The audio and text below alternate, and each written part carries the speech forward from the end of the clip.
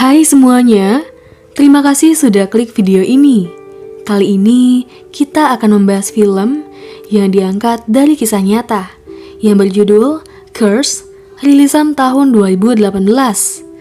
Film ini berkisah tentang peristiwa kecelakaan yang terjadi pada kapal selam milik Angkatan Laut Rusia. Kecelakaan kapal selam ini terjadi pada 12 Agustus tahun 2000, disebabkan karena ledakan dahsyat yang membuat kapal selam itu jatuh ke dasar laut. Saat itu, kapal membawa 118 personil tentara angkatan laut dan menyisakan 23 orang yang selamat. Para kru yang selamat bertahan di salah satu bagian kapal yang belum tergenang air dan bertahan dari dinginnya air laut dengan persediaan oksigen yang semakin menipis sembari menunggu datangnya tim penyelamat. Lalu, apakah para kru kapal tersebut akhirnya bisa diselamatkan? Langsung saja kita ke alur ceritanya. Film dibuka dengan memperlihatkan seorang anak bernama Misha yang sedang dilatih menahan napas dalam air oleh ayahnya. Betapa bangganya ia karena berhasil melampaui rekor waktu sebelumnya. Ayahnya yang bernama Mikhail adalah seorang pelaut.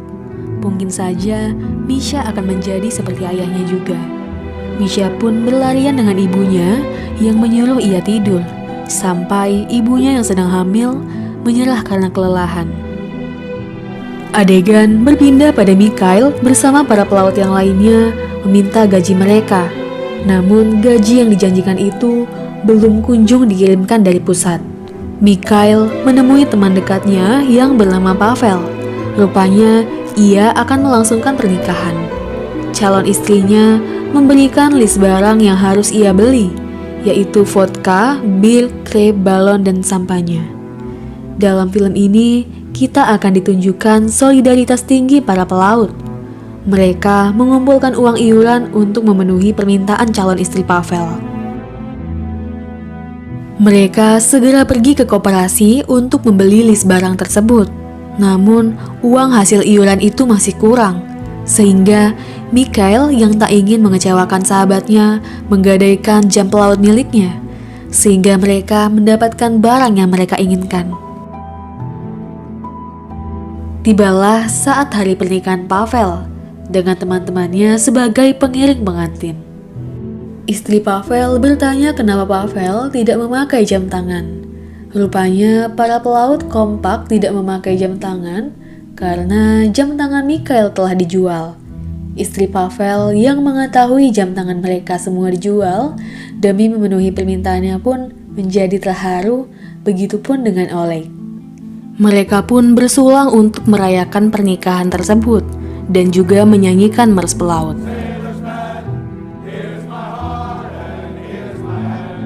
Pesta ini merupakan pesta pernikahan serta perpisahan dengan para keluarga mereka, karena mereka akan segera berlayar keesokan harinya. Keesokan harinya, para kru kapal selam Curse melakukan persiapan untuk segera berlayar. Semuanya terlihat seperti biasanya. Mikhail, yang merupakan kepala unit turbin 7, meminta laporan status torpedo yang mereka bawa kepada Pavel, di mana saat itu kondisinya masih aman. Setelah beberapa persiapan, mesin pun siap dinyalakan.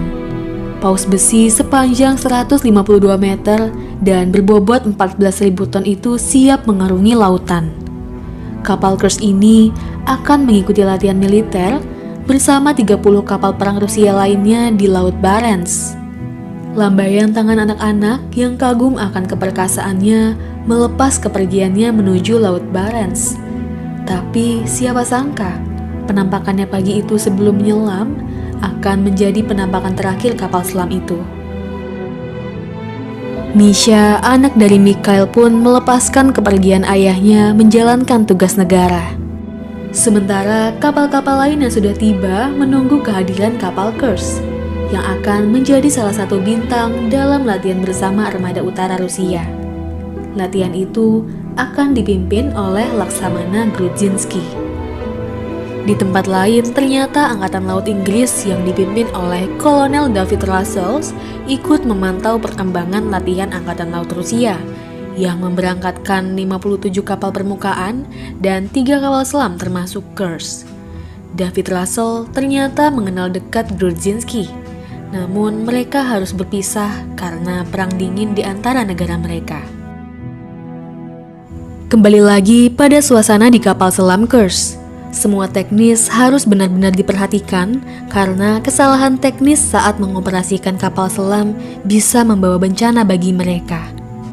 Di ruangan torpedo, Anton dan Pavel memeriksa kondisi sebuah torpedo. Pavel mulai khawatir akan kondisi senjata itu. Sementara Kapten Shirokov memberikan pengarahan latihan yang akan mereka lakukan, yaitu uji tembakan rudal dan peluncuran torpedo. Ia meminta laporan status senjata tersebut. Reaktor nuklir berjalan dengan baik, sementara Pavel melaporkan bahwa suhu inti torpedo sedikit meningkat. Torpedo itu akan diluncurkan begitu mereka sampai di tujuan. Di ruangan torpedo, Anton dan Pavel kembali memeriksa kondisi torpedo itu, yang ternyata suhunya meningkat dan terus mengalami kenaikan.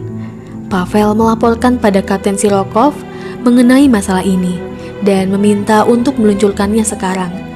Namun permintaannya diabaikan karena mereka belum sampai di tempat pengujian. Suhu torpedo semakin meningkat. Terlihat raut khawatir Pavel, namun ia tidak bisa berbuat apa-apa selain berdoa.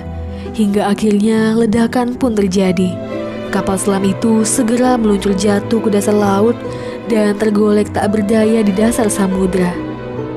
Para awak belum sadar apa yang terjadi pada kapal selam itu. Namun dengan segera Mikhail memerintahkan para awak untuk menutup pintu kedap air di ruang 7. Mikhail melakukan kontak dengan para awak di ruang torpedo. Namun tak ada yang menjawab karena mungkin mereka semua sudah tewas akibat ledakan itu. Mereka pun segera sadar bahwa terjadi ledakan di ruang torpedo. Tak lama, terjadi ledakan yang kali ini lebih dahsyat, membuat sebagian kru tewas dan merusak bagian penting kapal itu. Air pun dengan cepat segera memenuhi ruangan itu. Mikhail mati-matian melakukan evakuasi para kru yang selamat dengan memerintahkan semuanya untuk pergi ke ruangan 9, yaitu di buritan. Sementara ia memastikan tidak ada yang terjebak di ruangan lain.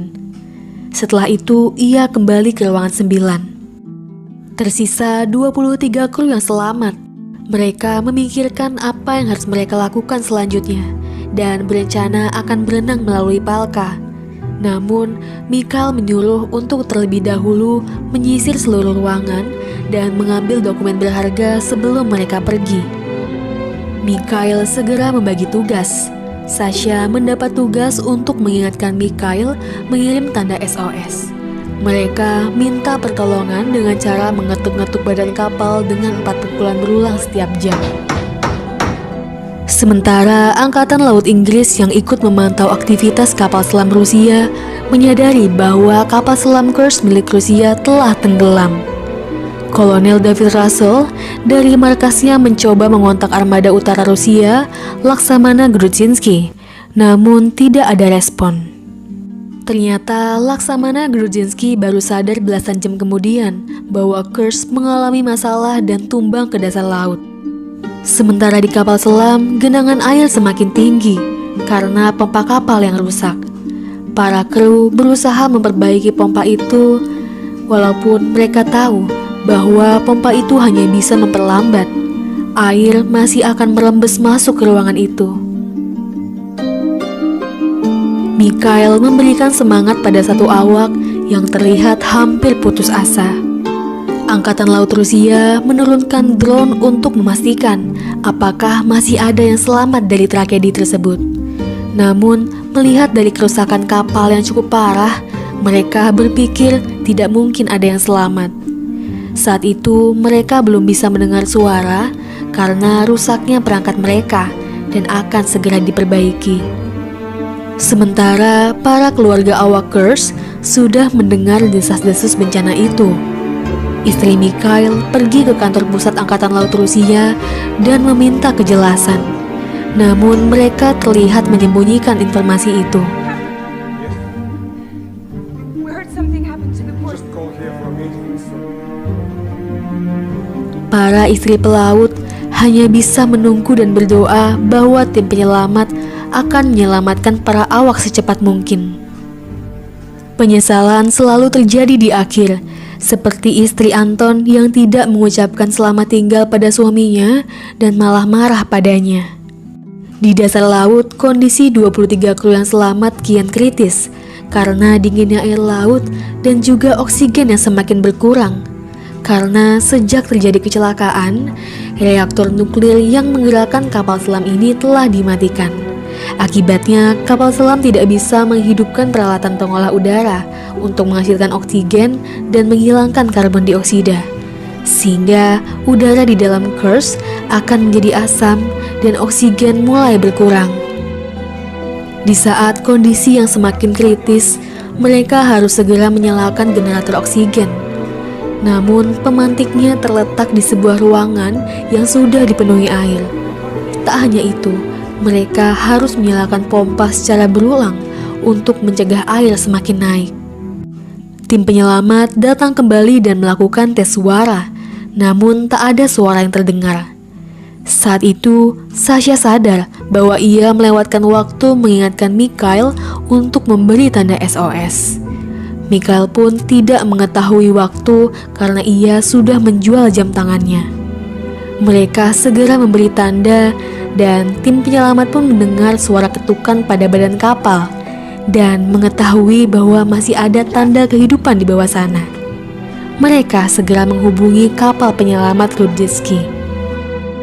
Istri Mikhail yang diberi kabar ada korban selamat kapal Kursk begitu terharu dan segera memberi kabar kepada istri awak kapal yang lain.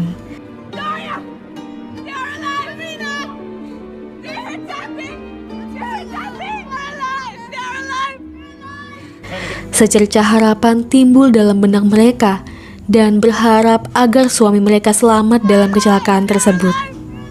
Kembali lagi pada Angkatan Laut Inggris yang memantau perkembangan Rusia. Mereka mengetahui bahwa Rusia sudah mengirimkan kapal penyelamat mereka. Inggris tahu bahwa kapsul penyelamat milik Rusia tidak lebih baik dari milik mereka. Namun, Rusia belum meminta bantuan mereka karena mereka tahu kapal Kursk menyimpan banyak rahasia seperti kriptografi, kemajuan sistem senjata, dan masih banyak yang lainnya. Meskipun belum disetujui, namun mereka sudah menyiapkan beberapa bantuan untuk evakuasi jika diminta. Pihak Angkatan Laut Rusia mengadakan konferensi pers. Namun mereka tidak memberikan informasi yang diharapkan, sehingga istri Mikhail pun menginterupsi dan menyinggung suara ketukan yang berasal dari Kursk. Namun, kapten itu menahan informasi terkait keselamatan para awak. Suasana semakin ricuh. Pihak Angkatan Laut meninggalkan konferensi itu. Sementara di kapal selam, Mikhail sadar bahwa mereka harus segera mendapat oksigen untuk bertahan hidup. Mikhail memutuskan sebuah rencana gila. Ia dan Sasha akan mempertaruhkan nyawa untuk menyelam ke ruangan lain yang sudah dipenuhi air demi mengambil stok pematik generator oksigen itu. Mereka bersiap menyelam menahan suhu dingin di dasar laut.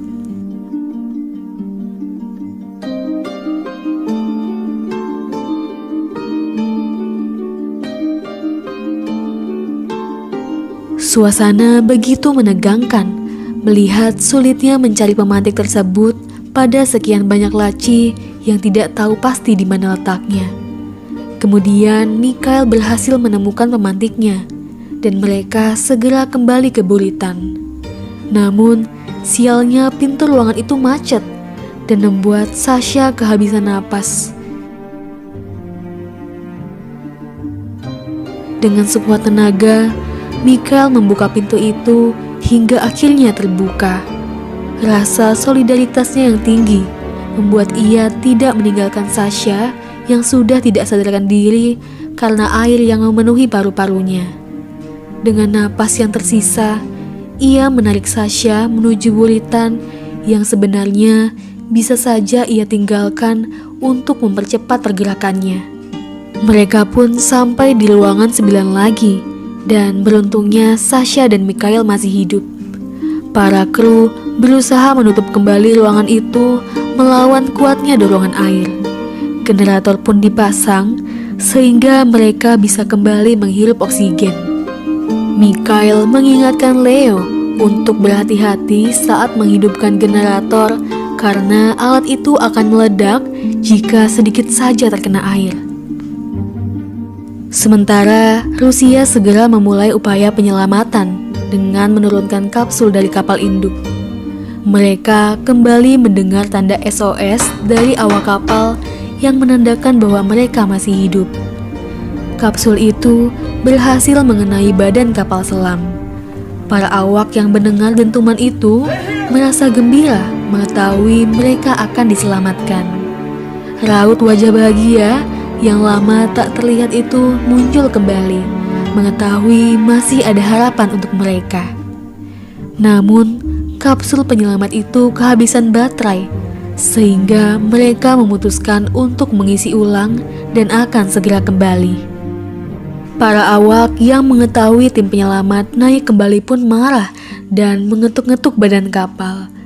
Mikhail menenangkan para awak dan meyakinkan pada mereka bahwa tim penyelamat akan segera kembali. Salah seorang awak memaksa ingin berenang menyusul kapal penyelamat itu. Namun, Mikhail mengingatkan bahwa kehilangan tekanan udara bisa membuatnya mati, sehingga mereka harus kembali menunggu di waktu mereka yang semakin menipis. Saat kembali di daratan, mereka mengecek kembali kapal penyelamat berumur tua itu.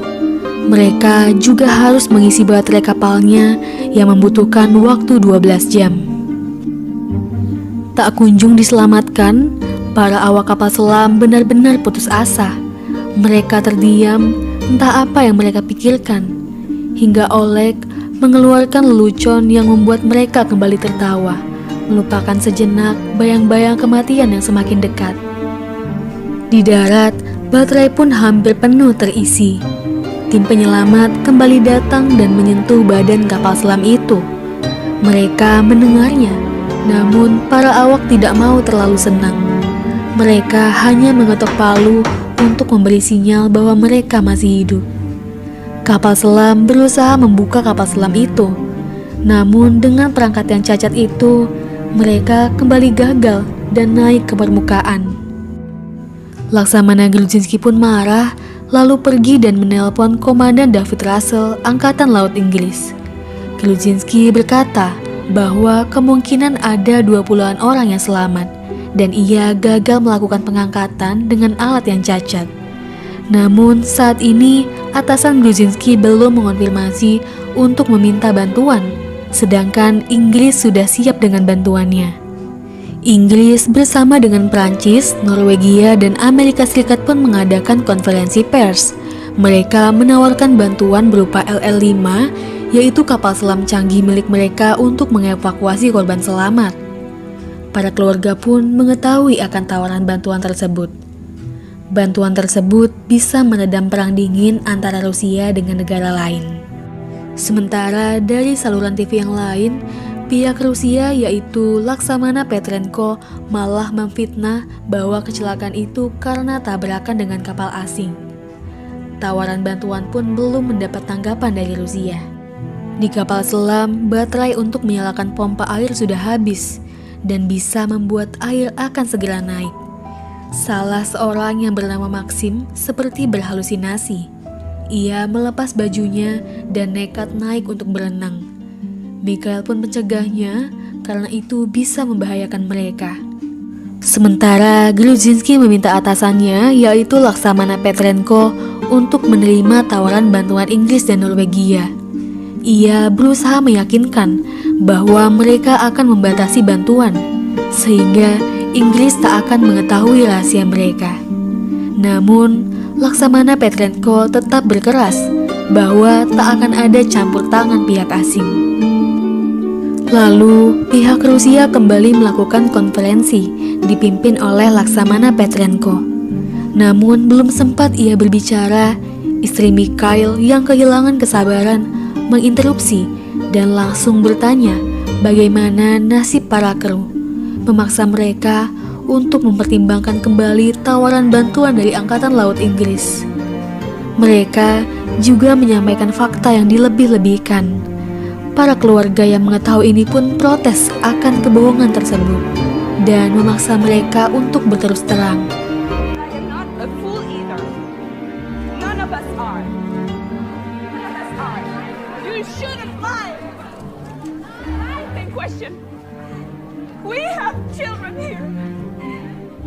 Istri Mikhail yang sedang hamil itu berjuang sekuat tenaga memperjuangkan nyawa para awak kapal yang selamat.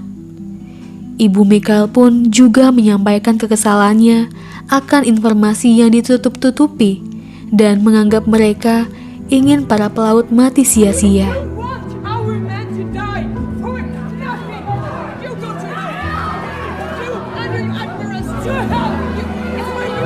Seorang perawat sampai membius Ibu Mikhail agar ia bungkam dan berhenti menghina Laksamana Petrenko. Grudzinski yang menyaksikan itu segera menghubungi Angkatan Laut Inggris untuk menerima tawaran bantuan. Inggris pun dengan sigap mengirim LR-5 mereka. Komandan David Russell sendiri yang memimpin operasi dan ia memberi pengarahan kepada penyelam. Komandan David Russell dengan kapal induknya meminta izin untuk mendekati lokasi kecelakaan dan mengambil alih perintah selama operasi penyelamatan. Namun, ia diminta untuk berhenti, lalu ia mematikan mesin. Sementara di kapal selam, para awak kedinginan karena air semakin naik akibat pompa yang rusak. Mikhail memandangi foto istri dan anaknya dan bangkit untuk mencari pena. Oleg pun memberinya, namun Mikhail tidak tahu apa yang akan ia tuliskan. Ia ingin meninggalkan sesuatu yang bisa membuat keluarganya selalu ingat padanya, walaupun hanya dengan sedikit kenangan. Namun, Oleg mengatakan bahwa istri, anak, dan juga bayi yang akan segera lahir itu tahu bahwa Mikhail mencintai mereka. Akhirnya, negara yang sedang perang dingin itu pun bertemu. Laksamana Petrenko menemui tim penyelamat dari Inggris dan Norwegia. Inggris meminta bahwa mereka akan mengambil foto-foto kecelakaan untuk investigasi. Rusia pun terlalu negatif thinking di saat waktu yang semakin menipis. Rusia masih mempertahankan gengsi atas bantuan mereka, dan dengan percaya dirinya, Rusia menyatakan bahwa armadanya masih mampu menyelamatkan mereka, sehingga peran Inggris belum dibutuhkan saat operasi ini. Inggris terlihat tulus membantu karena mereka memiliki alat yang canggih sehingga bisa mengevakuasi para korban dalam beberapa jam saja.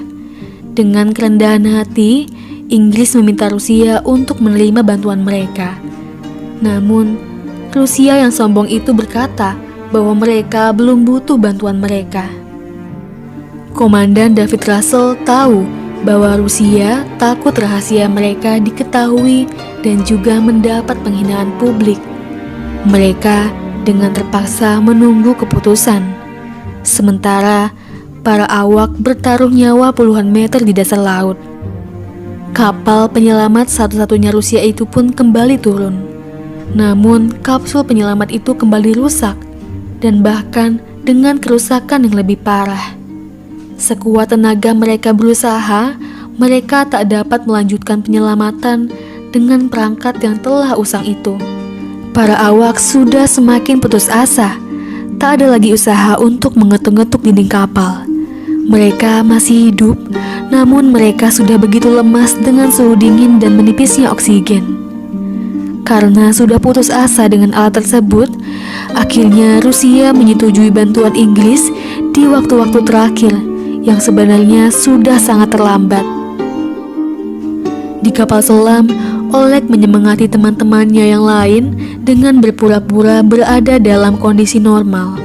Mereka makan bersama dengan makanan yang tersisa, yang mungkin adalah makanan terakhir yang akan mereka makan. Tiba-tiba, Leo memegang alat memantik generator oksigen. Karena teledor, ia menjatuhkannya ke air dan menyebabkan ledakan besar. dan membuat mereka berlindung dalam air. Mikhail pun berhalusinasi bertemu dengan putranya sekilas sampai ia naik kembali ke atas. Akibat ledakan itu, oksigen benar-benar menipis dan air semakin naik. Mereka hanya memiliki waktu beberapa menit saja bertahan di dalam sana. Mikhail mengucapkan kata-kata terakhir pada rekan-rekannya, lalu diakhiri dengan menyanyikan Mars Pelaut.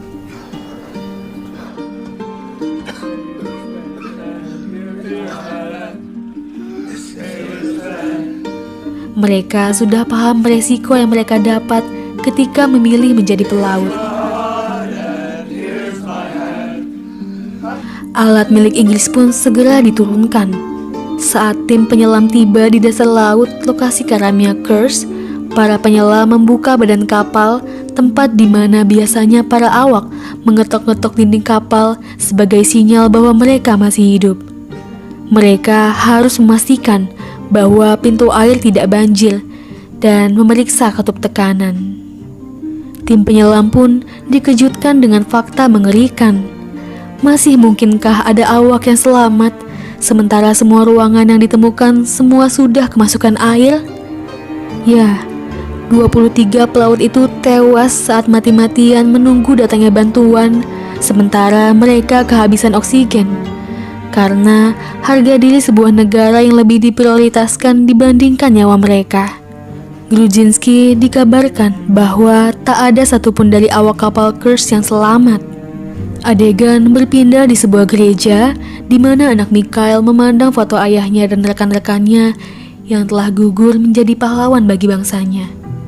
Istri Mikhail memberikan pidatonya. Semua keluarga pelaut hadir, termasuk para petinggi angkatan laut. Surat dari Mikhail pun ditemukan dan dibacakan oleh istrinya yang ditujukan untuk putra dan anaknya yang belum lahir, bahwa ia mencintai anak-anaknya seperti ia mencintai istrinya. Tak ada yang tahu apa yang dipikirkan anak Mikhail. Tatapannya begitu tajam pada Laksamana Petrenko. Anak kecil itu menyaksikan sendiri tiap detik berharga yang dibuang oleh para petinggi militer. Para keluarga yang ditinggalkan harus menahan amarah dan luka yang mungkin tak akan pernah sembuh. Lalu, Laksamana Petrenko menyelami satu persatu anak para kru kapal. Namun, anak Mikhail tak sudi menyelaminya, diikuti anak-anak setelahnya. Istri dan anak Mikhail pun pulang. Kemudian, mereka dipanggil oleh teman ayah Mikhail. Ia memberikan jam tangan Mikhail yang dijual sebelum ia berlayar. Pada sebuah epilog, disebutkan bahwa para korban kapal selam Kursk meninggalkan 71 anak. Demikianlah alur cerita film Kursk. Film ini disutradarai oleh Thomas Vinterberg dan naskahnya ditulis oleh Robert Rodat berdasarkan catatan riset jurnalis Inggris Robert Moore yang dibukukan berjudul A Time to Die: The Untold Story of the Kursk Tragedy. Salah satu catatan yang dipercaya paling akurat terkait tragedi itu. Film ini menyiratkan demi mempertahankan gengsi dan kebanggaan pemerintah dan para petinggi Angkatan Laut Rusia, mereka secara tidak langsung menelantarkan ke-23 kru yang sempat selamat. Rusia seolah memilih meninggalkan mereka mati ketimbang malu dibantu pihak asing. Film ini mengajarkan kita untuk selalu mencintai keluarga dan menikmati setiap momen kebersamaan karena kita tak akan pernah tahu kapan maut akan memisahkan. Cukup sekian video kali ini. Mohon maaf yang setulus-tulusnya atas segala kekurangan dan kesalahan. Semoga kalian suka video ini. Thanks for watching.